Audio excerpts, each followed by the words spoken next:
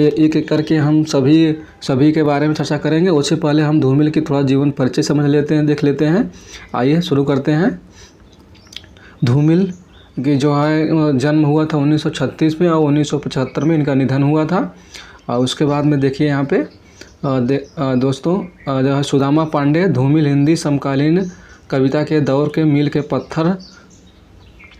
पत्थर जो है सरीखे कवियों में से एक हैं। उनकी कविताओं में आज़ादी के सपनों से मोहभंग से पीड़ा और आक्रोश की सबसे सशक्त अभिव्यक्ति मिलती है। व्यवस्था जिसने जनता को छला है उसको आईना दिखाना मानो धूमिल की कविताओं का परम लक्ष्य है जो है। उसके बाद में दोस्तों देखिए, कवि धूमिल का जन्म 1936 को वाराणसी के निकट खेवली गांव में हुआ था। इनका वास्तविक नाम सुदामा पांडे है। और उसके बाद में आगे देखते हैं। नई कविता में धूमिल का नाम अपने काव्य के लिए विशेष रूप से चर्चित रहा है। उनकी कविता में राजनीति और विरोध में स्वर प्रमुख रूप से मिलता है। धूमिल अपने काव्य संग्रह संसद से सड़क तक के लिए विशेष रूप से प्रसिद्ध हुए हैं। अब आगे देखते हैं। उनकी कविताएं आज़ादी समाजवाद और जनतंत्र पर तीक्ष्ण व्यंग करती है। उन्होंने अपनी कविताओं में हिंदुस्तान का एक नग्न यथार्थ प्रस्तुत करना चाहते हैं। पटकथा कविता के समकालीन हिंदुस्तान की विसंगतियों को पूर्णतः उजागर करती है। धूमिल अपने समय के राजनीति का चरित्र व्यक्त करते हैं। जनता जनतंत्र, वे गांधी के 3 बंदर, रोजगार दफ्तर, बजट का अंधेरा, कुछ भी कहेंगे। सच्ची बात यह है कि हर ईमान का एक चोर दरवाज़ा होता है जो संडास के बगल में खुलता है। धूमिल ने काव्य में ग्रामीण शब्दों का अत्यधिक प्रयोग किया है। आइए आगे देखते हैं।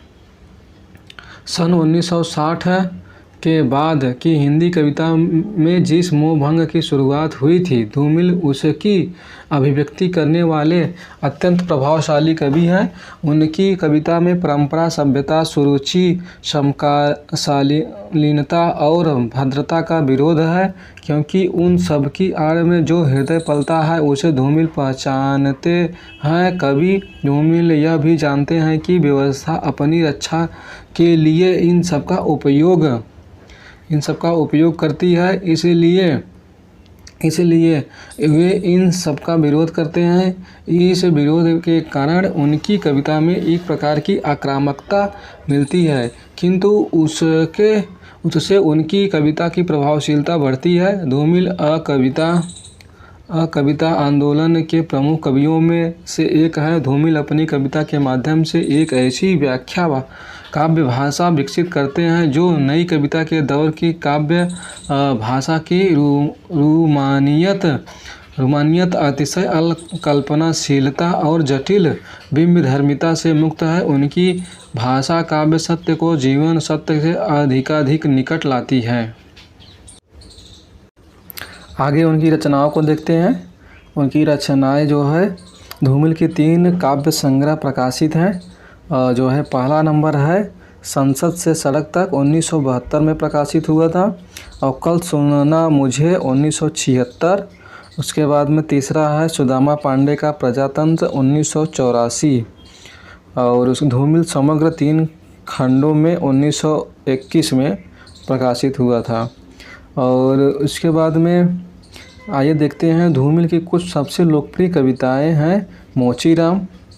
मोचीराम, 20 साल बाद, पटकथा, रोटी और संसद, लोहे का स्वाद आदि। सम्मान की बात करें तो उन्हें मरणोपरांत 1979 में कल सुनना मुझे काव्य संग्रह के लिए साहित्य अकादमी पुरस्कार से सम्मानित किया गया। आगे देखते हैं। एकालाप, वार्तालाप, हलफनामा, कर्तव्य धूमिल की कविताओं की शक्ति है।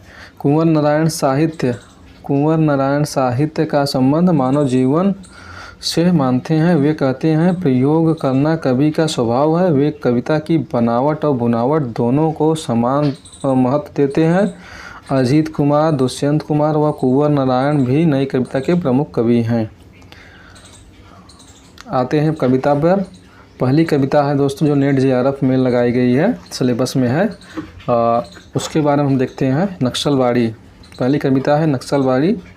इसमें देखते हैं धूमिल की कविता नक्सलवाड़ी संसद से सड़क तक काव्य संग्रह से ली गई है। या आप लोग इसको याद कर लीजिएगा, जो है नक्सलवाड़ी कविता जो है संसद से सड़क तक काव्य संग्रह में है। उसके बाद में कविता स्वातंत्र्योत्तर भारत की उस निराशाजनक हालात का चित्रण करती है जिसने नक्सलपंथी आंदोलन को जन्म दिया। यह कविता आज की अधःपतन होती राजनीति पर भी तीखा प्रहार करती है। कविता की शुरुआत सहमति शब्द से और अंत आखिरकार शब्द से होती है। इसको नोट कर लीजिएगा, सहमति, कविता की शुरुआत सहमति से और अंत आखिरकार शब्द से होती है। आगे देखते हैं। कविता में भूख का इलाज भोजन नहीं बल्कि नींद को बताया गया है। आप उसके आगे बढ़ते हैं। बताया गया है जो उस समय त्रासदीपूर्ण गाथा की परिचायक है। आगे देखते हैं। कविता में जुबान को सहुआइन की जांघ पर भूल आने का मतलब है कि जिस व्यक्ति को स्वयं का नैतिक चारित्रिक पतन हो गया हो वह भला नैतिकता की बात क्यों करेगा।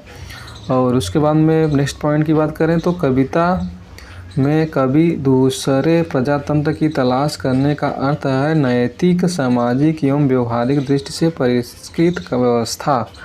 उसके बाद में कविता मार्क्सवादी विचारधारा से प्रभावित है। यहाँ दाहिना हाथ दक्षिणपंथी और बायां हाथ वामपंथी विचारधारा का प्रतीक है। कविता में आए जंगल शब्द वस्तुतः संसद से के लिए प्रयुक्त हुआ है।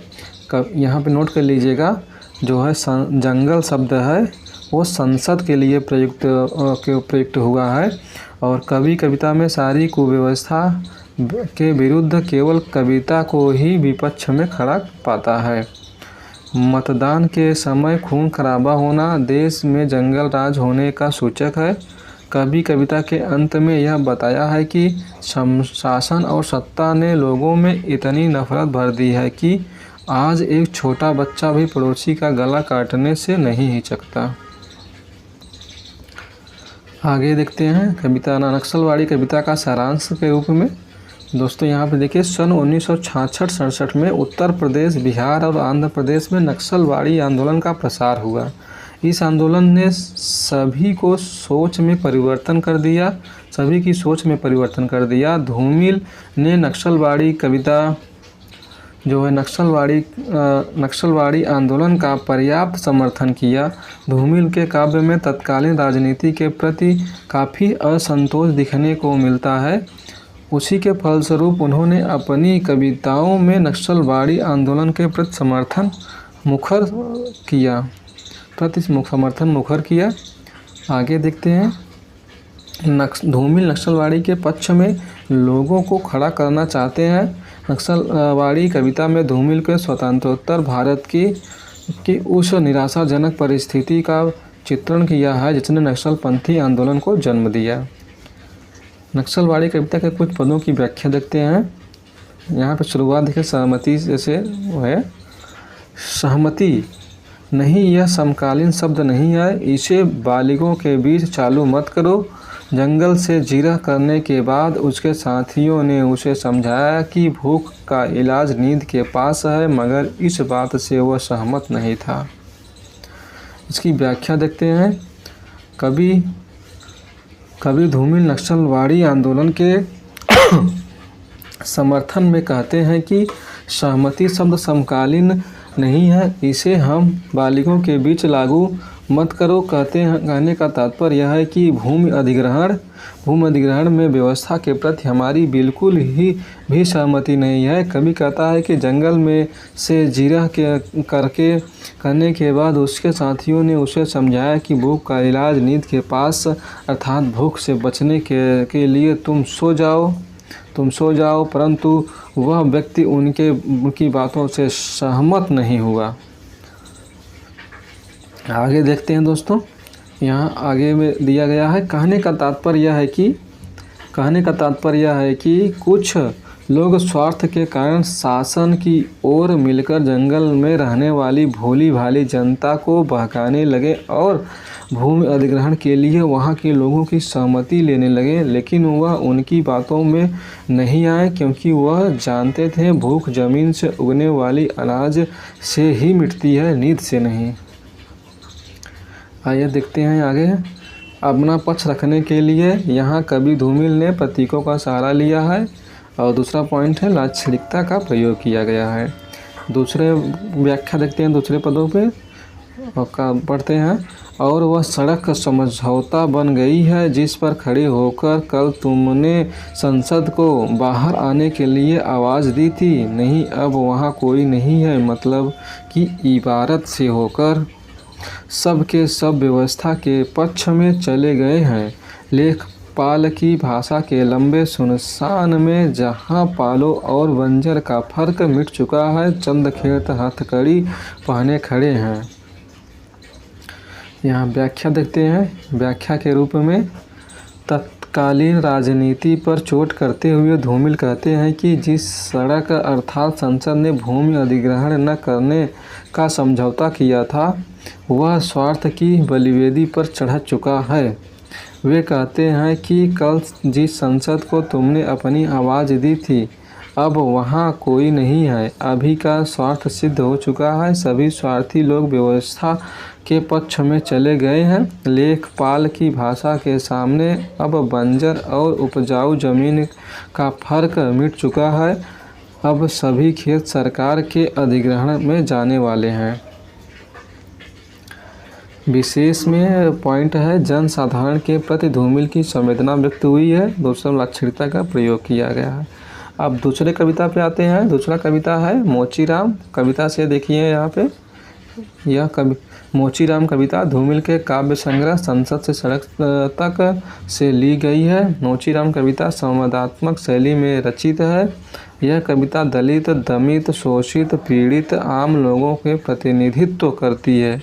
बाबूजी सच कहूँ मेरी निगाह में न कोई छोटा है न कोई बड़ा। इस पंक्ति में आम आदमी का नज़रिया, शोषित पीड़ित व्यक्ति का दर्द, सामने वाले व्यक्ति को आंकने की क्षमता, समाज में समानता, समरूपता आदि की बातों में कही गई है। कविता में जूते की नाप बाहर नहीं होना वस्तुतः समानता का सूचक है।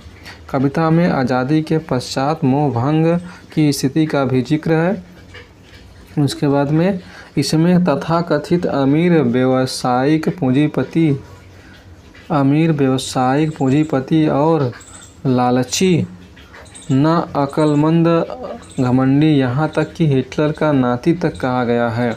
कविता में जीवन जीने का एक सूत्र भी दिया गया है कि जिंदा रहने के लिए कोई तर्क, कोई कारण, कोई ईमानदार वजह, कोई नियम और कानून, कोई सिद्धांत होना चाहिए।